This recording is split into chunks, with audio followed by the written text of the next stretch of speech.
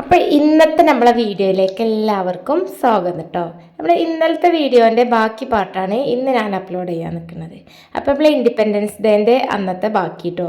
അതിൽ ഞാൻ ഇന്ന് വൈകുന്നേരത്തിന് ഇപ്പോൾ ഉമ്മ ഉണ്ട് ഇവിടെ. അപ്പോൾ ഉമ്മാനെ കൊണ്ടുപോകാൻ വേണ്ടി ഇപ്പോൾ വരും.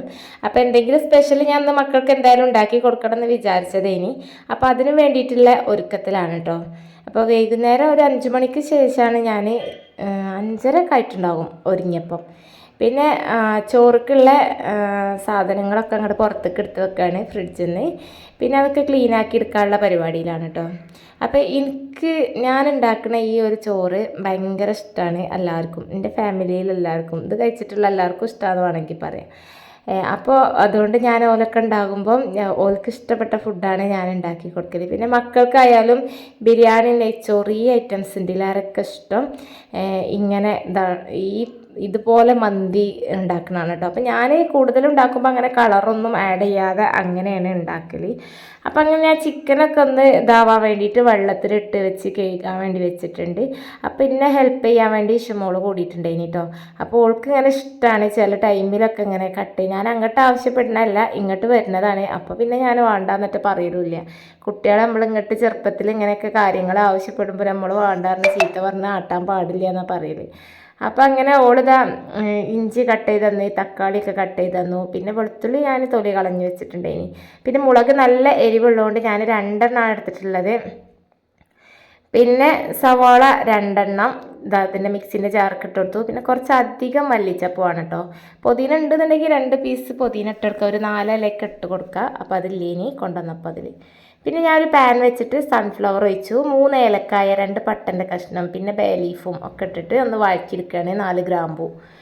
പിന്നെ ചിക്കനൊക്കെ കേക്ക് വൃത്തിയാക്കിയത് അതിന് ഞാൻ കുറച്ച് പൊരിക്കാൻ വേണ്ടി മാറ്റി വെച്ചിട്ടുണ്ട് കേട്ടോ. ജസ്റ്റ് ഒന്ന് കളറ് ഞാൻ അങ്ങനെ ഉപയോഗിക്കലില്ല, പക്ഷെ ഇന്ന് ഞാൻ കളർ ഉപയോഗിച്ചിരുന്നു കേട്ടോ. ഉപ്പും കളറൊക്കെ ഇട്ടെടുത്തു. പിന്നെ ആ വഴണ്ട് വന്ന് സവാളൻ്റെ മിക്സ് ഉണ്ടല്ലോ, അതിക്ക് മന്തി മസാല ഇട്ടെടുത്തു. ഒരു മാഗി ക്യൂബിൻ്റെ ഒരു കുഞ്ഞ് പീസാണ് ഇട്ട് കൊടുത്തത്.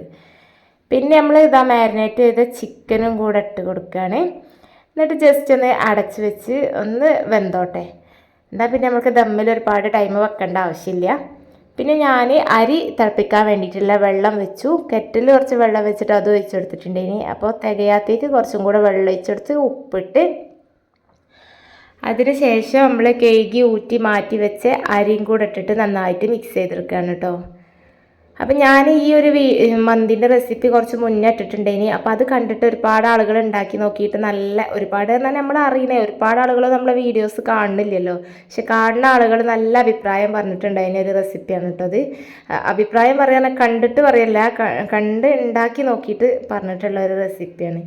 പിന്നെ ഞാനൊരു ചിരട്ടപ്പൊട്ടൊക്കെ ഇതാക്കിയിട്ട് അതും ഇട്ട് കൊടുത്ത് ഒന്ന് നമ്മൾ ചാർക്കോളിൻ്റെ ഒക്കെ ഒരു ഇതുണ്ടാവാൻ വേണ്ടിയിട്ട്. പിന്നെ അതൊരു ദമ്മിട്ടതിന് ശേഷം ഞാനിതാ കുറച്ച് പായസം റെഡിയാക്കണം. ഇൻഡിപെൻഡൻസ് ഡേ ആണ്, മക്കൾക്ക് പായസം ഉണ്ടാക്കി കൊടുക്കാമെന്ന് രാവിലെ വിചാരിച്ചതേനി. അപ്പോൾ രാവിലെ ഒന്നും നടന്നില്ല. അപ്പോൾ വൈകുന്നേരമായിട്ടോ, ബാങ്ക് കൊടുക്കാനായിട്ടുണ്ടേനി.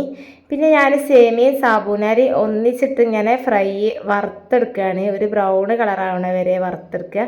പിന്നെ പെട്ടെന്ന് പായസം റെഡിയാക്കാനുള്ള ഒരു ടിപ്പും കൂടെ ഉണ്ട് കേട്ടോ അതിൽ.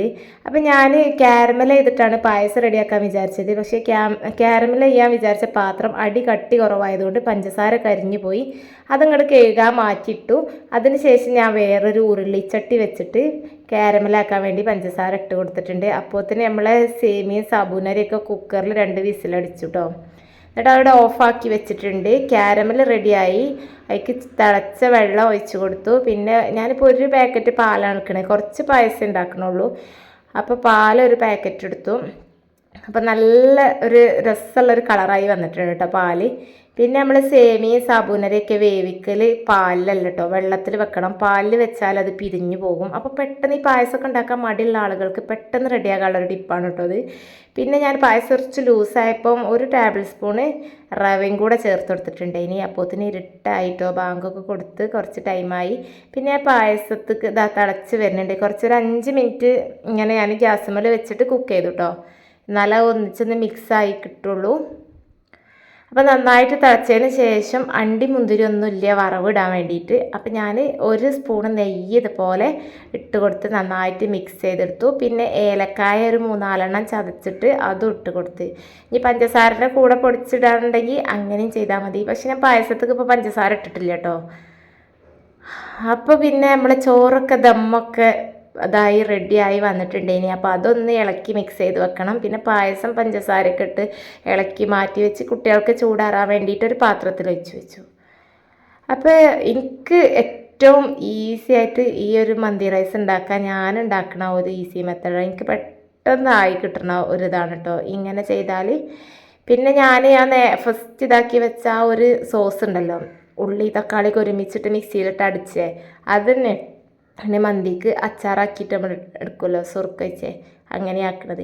പിന്നെ പായസമൊക്കെ കുടിക്കാൻ വേണ്ടി ഞങ്ങൾ പാത്രത്തിലൊക്കെ വെച്ചു. പിന്നെ ഞങ്ങൾ ഫുഡൊക്കെ കഴിച്ചു, അതൊന്നും വീഡിയോ എടുത്തിട്ടില്ല. പിന്നെ ഇപ്പോൾ വന്ന് ഉമ്മാനെ കൊണ്ടുപോകാൻ വേണ്ടി പോവാണ് കേട്ടോ, മുറ്റത്തേക്ക് ഇറങ്ങിയാണ്. അപ്പോൾ ഇന്നത്തെ വീഡിയോ ഇത്രയൊക്കെ ഉള്ളൂ. അപ്പോൾ ഇനി പുതിയൊരു വീഡിയോയുമായി വീണ്ടും കാണാം. അപ്പോൾ പുതുതായി കാണുന്ന ആളുകൾ സബ്സ്ക്രൈബൊക്കെ ചെയ്ത് സപ്പോർട്ട് ചെയ്യുക. Okay, by.